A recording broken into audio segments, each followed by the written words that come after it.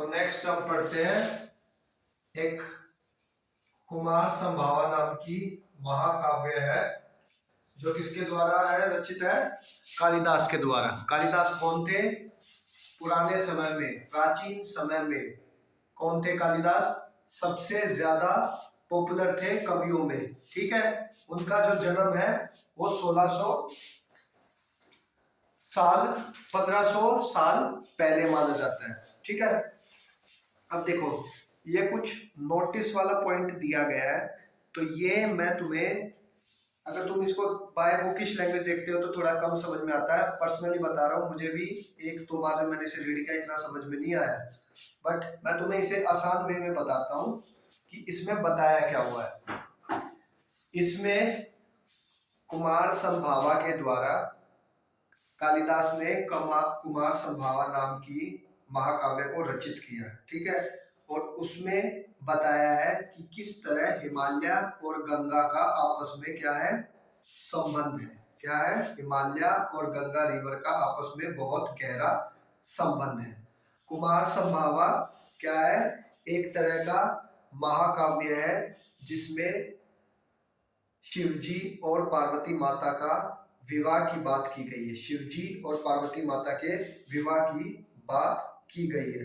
और दूसरा उसमें किया गया है कि कार्तिकेय भगवान का जो जन्म हुआ था वो किस प्रकार हुआ था, ये भी कुमार संभावा में बताया हुआ है। ठीक है, शिवजी की और पार्वती माता की शादी के बारे में बताया, विवाह के बारे में बताया हुआ है, और कुमार जो कार्तिकेय भगवान थे उनके जन्म के बारे में भी बताया है। ठीक है, और हिमालय रीजन और गंगा का आपस में किस तरह से संबंध है वो भी कुमार संभावा में कालिदास जी ने बताया है। ठीक है, अब देखो कुछ पॉइंट्स है जो मैं बताता हूं। उत्तर दिशा में हिमालय है। कहां पर है? यहां पर। कहां है? उत्तर दिशा में। यहां पे क्या है? हिमालय है। ठीक है, जो कि क्या माना जाता है? लॉर्ड ऑफ द माउंटेन्स माना जाता है। हिमालय को लॉर्ड ऑफ द माउंटेन्स बोला जाता है। क्या बोला जाता है? Lord of the mountains. वह इतना बड़ा है, जो हिमालय है इतना बड़ा है कि पश्चिम से लेकर कहां तक फैला है? पूर्व तक फैला है। कहां तक? कहां से कहां तक फैला है? पश्चिम से लेकर पूर्व तक ये फैला हुआ है।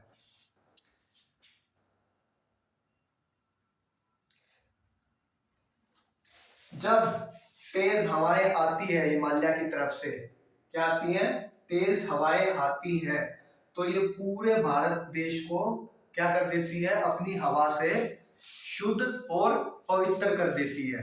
कौन करती है? हिमालय से जो हवाएं आती है वो पूरे भारत देश को क्या कर देती है? शुद्ध और पवित्र कर देती है।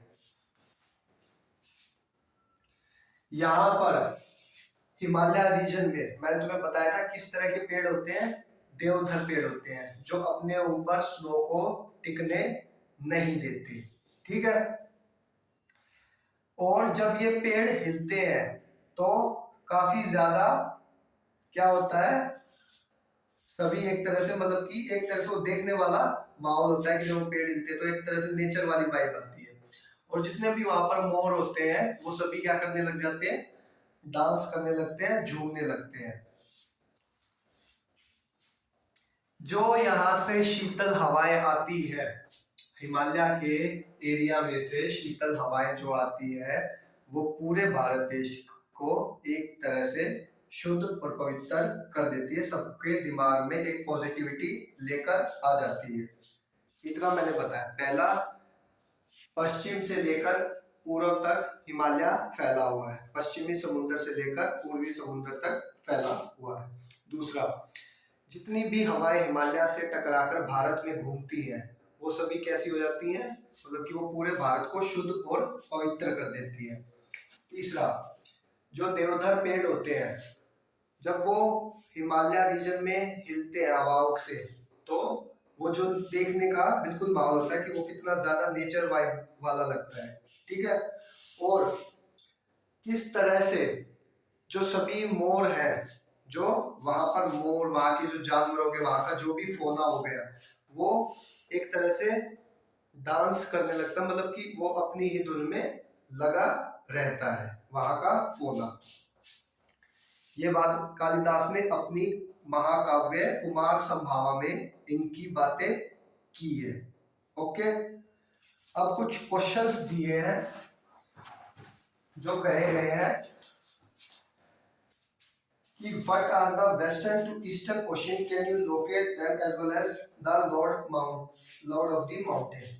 वेस्ट से लेकर ईस्ट तक जो ओशियंस है उनमें तुम क्या हिमालय को लोकेट कर सकते हो, जिनको लॉर्ड ऑफ द माउंटेन्स बोला जाता है। वेस्ट से लेकर ईस्ट तक जो ओशियंस है उनमें तुम हिमालयास को लोकेट कर सकते हो, जिनको लॉर्ड ऑफ द ओशियंस बोला जाता है।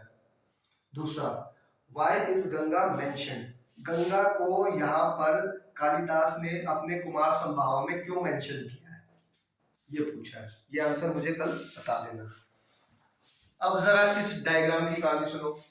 देखो भाई, हिमालय का और गंगा रिवर का आपस में बहुत बड़ा संबंध है, ठीक है।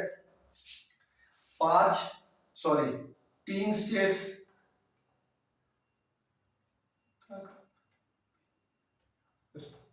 4 स्टेट से गुजरती है गंगा रिवर। कहां से गुजरती है? 4 स्टेट से। पहला कौन सा हो गया? उत्तराखंड, दूसरा यूपी, तीसरा बिहार और चौथा वेस्ट बंगाल। पहला क्या हुआ? उत्तराखंड, दूसरा यूपी, तीसरा क्या है? बिहार और चौथा वेस्ट बंगाल। देखो मैंने मैप भी बनाया है। यहां से तुम्हारी गंगा रिवर स्टार्ट हुई, कहां से? गौमुख से। कहां से स्टार्ट हुई? गौमुख से। फिर उत्तराखंड से ट्रेवल करते करते कहां गई? यूपी में गई। यूपी पार करते करते कहां गई?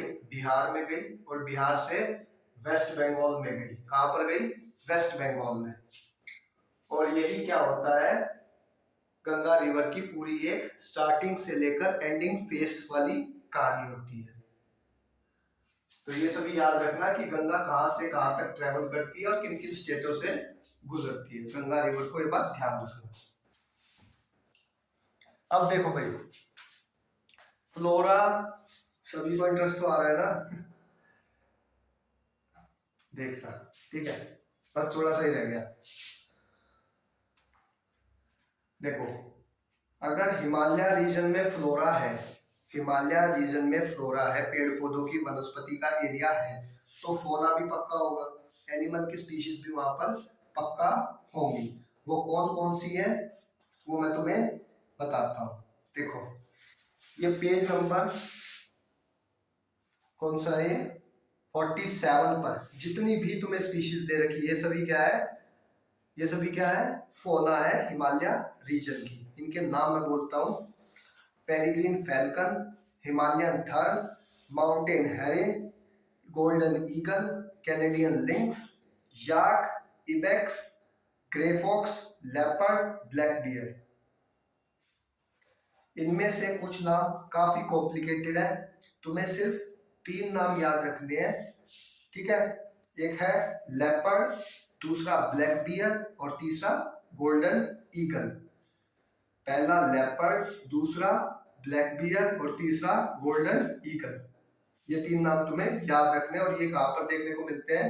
हिमालय रीजन के फोना में देखने को मिलते हैं। तो मैंने तुम्हें 47 पेज नंबर तक करा दिया। कल हम डोंट मिस आउट से पढ़ेंगे और अपने चैप्टर को आगे कंटिन्यू करेंगे। तो आई होप सभी को ये वीडियो अच्छी लगी होगी। ये जो डायग्राम मैंने आज तुम्हें गंगा रिवर का बताया तुम्हें अच्छा लगा होगा। और अब मैं मिलता हूं तुमसे नेक्स्ट वीडियो में।